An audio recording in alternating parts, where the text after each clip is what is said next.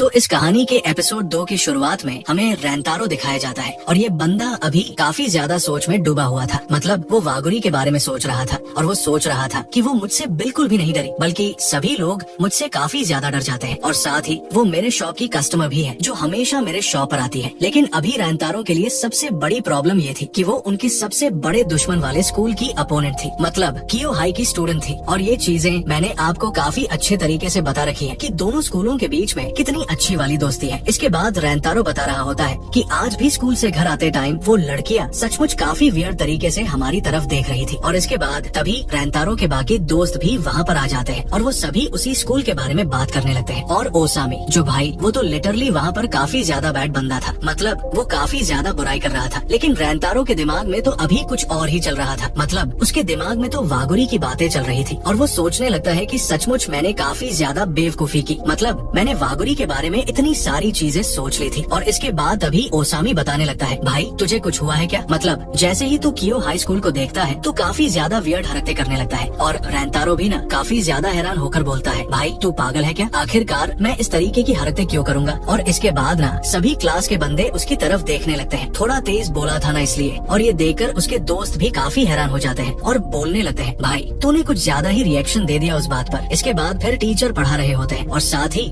रेंतारो के दिमाग में अभी भी वही सारी बातें चल रही थी कि अब मुझे बिल्कुल भी नहीं लगता कि वागुरी-सान कभी भी हमारे रेस्टोरेंट में आएगी। अब उसको मेरी सच्चाई के बारे में पता चल चुका है और एक तरह से देखा जाए तो ये हमारे लिए काफी अच्छा रहेगा। मतलब अगर लोगों को पता लग जाएगा कि वो हमारे रेस्टोरेंट में आती है तो उसके बारे में काफी गलत सोचेंगे। और इसी तरह उसके दिमाग में और भी काफी सारे विचार आ रहे थे और सचमुच वो बंदा काफी ज्यादा परेशान हो रहा था। और इसके बाद अभी ओसामी बोलता है, भाई आज तो तू फ्री है ना? मतलब आज फ्री है तो हम कहीं चल सकते हैं ना? और लिटरली रेंतारो बताता है, हाँ भाई आज मैं एकदम फ्री हूँ। ये सुन के उसके सभी दोस्त लोग काफी ज्यादा हैरान भी होते हैं। इसके बाद वो सभी लोग बाहर आते हैं और बाहर आने के बाद काफी ज्यादा हैरान होने लगते हैं। मतलब सभी लोग केवल एक ही डायरेक्शन को देख रहे थे और वो लोग सोचने लगते हैं, भाई आखिरकार यहाँ पर चल क्या रहा है? और इसके बाद वो भी देखने के लिए जाते हैं वहाँ पर और लिटरली वो देखने के बाद बाकी लोग भी काफी ज्यादा हैरान हो जाते हैं। मतलब वागुरी वहाँ पर किसी का वेट कर रही थी, वो भी लड़कों के स्कूल के बगल में खड़े होकर। और ये देखकर रेंतारो तो भाई काफी ज्यादा हैरान हो जाता है और साथ ही बाकी लड़के आपस में बात करने लगते हैं, भाई आखिरकार कियो हाई स्कूल की लड़कियां हमारे स्कूल के सामने क्या कर रही हैं? और रेंतारो भी सोचने लगता है, भाई आखिर ये किससे मिलने के लिए यहाँ पर आई है? और इसके बाद ओसामी वागुरी के पास जाकर उसके ऊपर काफी ज्यादा चिल्लाने लगता है, आखिरकार तुम्हारी हिम्मत कैसे हुई हमारे स्कूल के सामने आने की? और वागुरी वहाँ पर काफी ज्यादा डर जाती है और ओसामी उसको और भी काफी ज्यादा डराने लगता है, काफी सारी बातें बोलने लगता है। लेकिन तभी वहाँ पर रेंतारो आ जाता है और वो उसको उठाकर बोलने लगता है, तुम्हें लड़कियों के साथ थोड़ा अच्छे ढंग से बात करना चाहिए। और इसके बाद वो वागुरी से माफी भी मांगने लगता है और वागुरी बोलती है, तुम्हें माफी मांगने की बिल्कुल भी जरूरत नहीं है। और इसके बाद हमें ओसामी भी दिखाया जाता है। लिटरली बंदा काफी ज्यादा रोने लगता है और बोलता है, मुझे माफ कर दो, मैं तुम्हारे ऊपर कुछ ज्यादा ही चिल्लाने लगा था। और इसके बाद तभी वहाँ पर कियो हाई स्कूल की और भी बाकी सारी लड़कियां आ जाती है और वो लोग काफी ज्यादा घबरा गए थे। वो लोग इस तरह से डर रही थी जैसे कि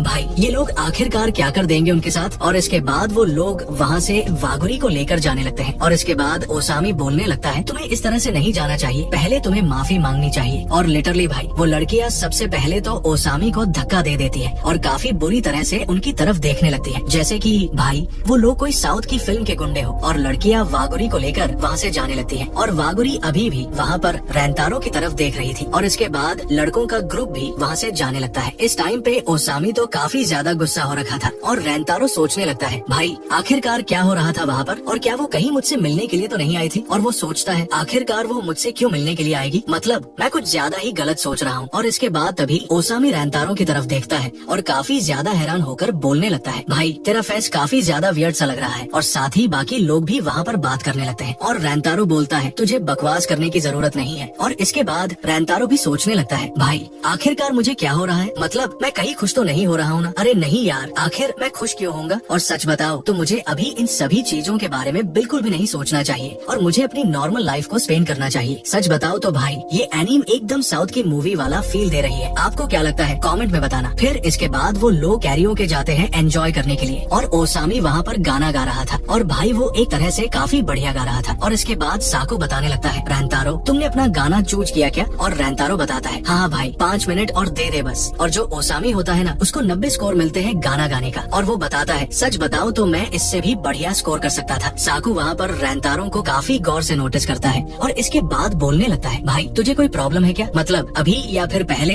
या फिर कभी भी कोई प्रॉब्लम हुई है ना, तो तू हमारे साथ शेयर कर सकता है। मतलब साको को पता लग गया था कि रेंतारो हमसे कुछ ना कुछ छिपा रहा है, मतलब उसके सर पर चोट लगी हुई है। अभी वो काफी ज्यादा वियर्ड सा फेस बना रहा था और साथ ही अभी वो खोया खोया सा भी रहने लगा है। और रेंतारो भी अभी काफी सारी चीजें अपने मन में सोचने लगता है। मतलब वागुरी के साथ उसने बातें की और साथ ही उसके साथ बात करके उसको काफी ज्यादा अच्छा लगा। ये सारी बातें अगर वो अपने दोस्तों को बता देगा तो अभी काफी ज्यादा वियर्ड सा माहौल बन जाएगा और फिर पता नहीं ये लोग क्या सोचेंगे उसके बारे में। इस कारण रेंतारो अपने दोस्तों को कुछ भी नहीं बताता। रेंतारो बोलता है, मैंने बोला ना तुम लोगों को फिक्र करने की जरूरत नहीं है, मैं एकदम ठीक हूँ। और इसके बाद सभी लोग फिर से वहाँ पर एंजॉय स्टार्ट कर देते हैं और इसके बाद फिर सभी लोग पूछते हैं, भाई तूने डिसाइड किया कि कौन सा गाना गाएगा? वो बोलता है, मैंने अभी भी डिसाइड नहीं किया। तभी ओसामी बताने लगता है, भाई मैं तेरा गाना पिक करूंगा। रेंतारो कहता है, भाई तू पागल है क्या? और इसके बाद रेंतारो माफी मांगता है, मतलब साकू से माफी मांगता है इतना वियर्ड फेस बनाने के लिए। साकू बोलता है, भाई अब तेरे बारे में मैं क्या ही कर सकता हूँ। फिर रेंतारो कहता है, अच्छा ठीक है, तो फिर मैं गाना गाने वाला हूँ। अगले सीन में फाइनली रेंतारो अपने घर आ जाता है और उसका रेस्टोरेंट अभी ओपन था। वो सोचता है कि अभी तो बंद करने का टाइम हो चुका है, फिर ये अभी ओपन क्यों है? और वो जैसे ही अंदर जाता है तो बंदा काफी ज्यादा हैरान हो जाता है क्योंकि वागुरी उसका वहाँ पर वेट कर रही थी और लिटरली वागुरी रेंतारो के रेस्टोरेंट पर उसको वेलकम बैक करती है। और इसके बाद रेंतारो बोलता है, आखिर तुम यहाँ पर किस लिए आए हो? तब वागुरी सबसे पहले तो अपने दोस्तों की तरफ से माफी मांगती है, मतलब आज सुबह जो हुआ उसके लिए। रेंतारो बोलता है, तुम्हें माफी मांगने की जरूरत नहीं है। और इसके बाद तभी उसकी मम्मी बोलती है, अच्छा तुम यहाँ पर आ गए, तुम आज काफी ज्यादा लेट हो गए हो और तुम्हें पता है वागुरी कितने टाइम से तुम्हारा वेट कर रही थी यहाँ पर। इसके बाद वो वागुरी से कहती है, वागुरी तुम लेट नहीं हो तो थोड़ा टाइम और स्पेंड कर लो यहाँ पर, और मैं एक काफी अच्छा सा केक भी तुम्हारे लिए लाती हूँ। इसके बाद तभी वागुरी के पेट से आवाज भी आने लगती है, मतलब भाई केक की तो दीवानी थी वो, आपको काफी अच्छे तरीके से पता ही है। फिर रेंतारो और उसकी मम्मी काफी ज्यादा वहाँ पर हंसने लगते हैं। वागुरी बोलती है, रेंतारो यार तुम तो इस तरह से मत हंसो,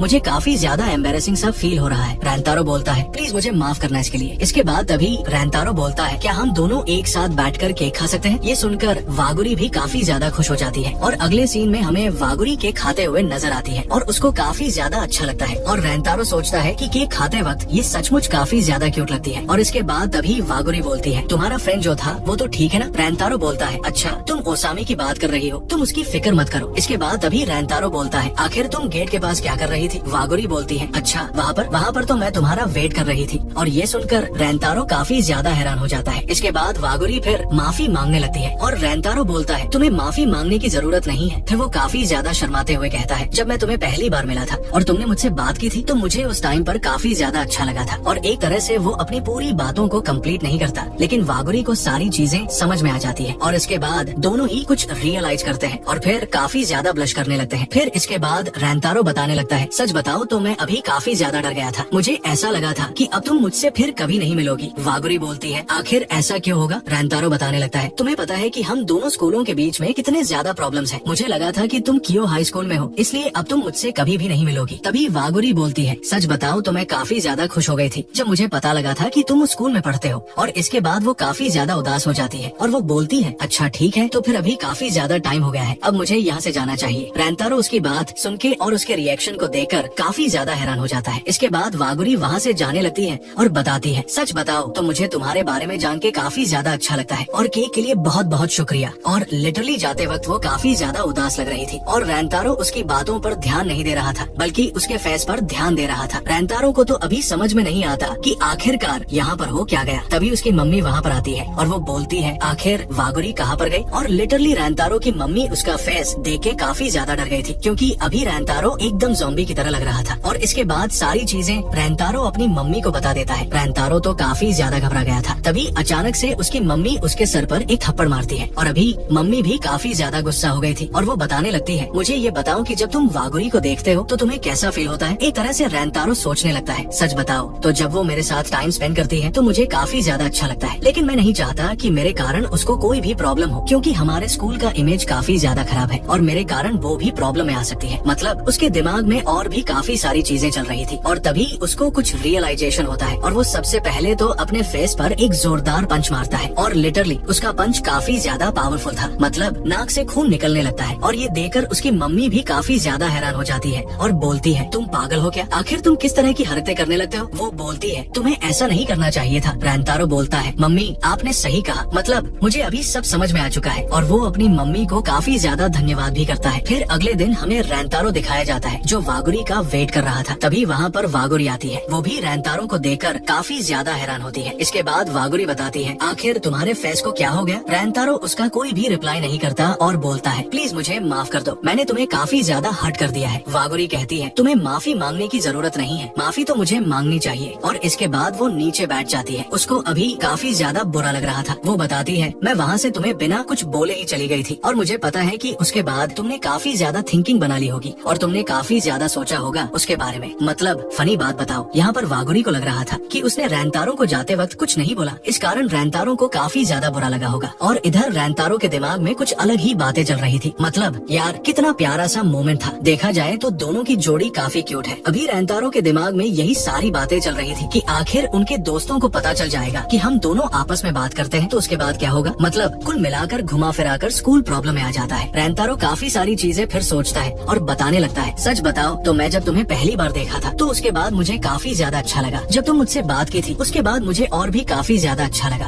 और ये सुनने के बाद वागुरी भी वहाँ पर काफी ज्यादा खुश हो जाती है। इसके बाद तभी वागुरी फिर अपना नाम बताने लगती है और रैंतारो बोलता है, हाँ मुझे तुम्हारा नाम पता है। वागुरी बोलती है, तुम्हारा नाम रैंतारो है और सच बताओ तो हमें अपने दोस्तों से कोई ज्यादा फर्क नहीं पड़ना चाहिए और मैं तुम्हारे बारे में काफी कुछ जानना चाहती हूँ। और ये सारी बातें सुनने के बाद रैंतारो भी वहाँ पर काफी ज्यादा हैरान हो जाता है। फिर इसके बाद रैंतारो क्लास के अंदर जा रहा था और उसके दिमाग में वागुरी की सारी बातें चल रही थी। रैंतारो सोच रहा था कि एक तरह से देखा जाए तो वागुरी का कहना कोई गलत नहीं है। मतलब हमें कोई फर्क नहीं पड़ना चाहिए कि आखिरकार हमारे दोस्त हमारे बारे में क्या बोलते हैं। और इसके बाद रैंतारो अपनी विंडो की तरफ देखने लगता है और दूसरी साइड वागुरी भी पर्दे को हटाती है और उस तरफ उसको रैंतारो दिखाई देता है और वो देखकर काफी ज्यादा खुश हो जाती है। और रैंतारो भी वागुरी की तरफ देखे जा रहा था और बोलता है, सच बताओ तो मैं भी तुम्हारे बारे में काफी कुछ जानना चाहता हूँ वागुरी-सान। और इसके बाद रैंतारो बताता है, मुझे अभी ऐसा लगा कि मैं उस दुनिया का हिस्सा बनते जा रहा हूँ जो मैं अभी तक नहीं बन पाया था भाई।